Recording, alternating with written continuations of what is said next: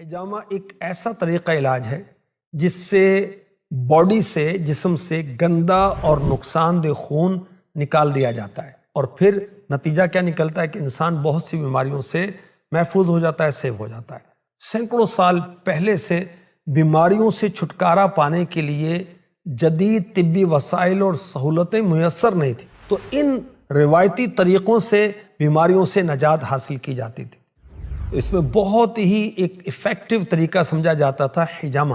آج کل اس کو کپنگ تھراپی کہا جاتا ہے۔ حجامہ کی وجہ سے خون کی گردش بہتر ہوتی ہے، خون میں آکسیجن اور غذائی اجزاء میں بھی اضافہ ہوتا ہے، جلد کی صحت بہتر ہونا شروع ہو جاتی ہے۔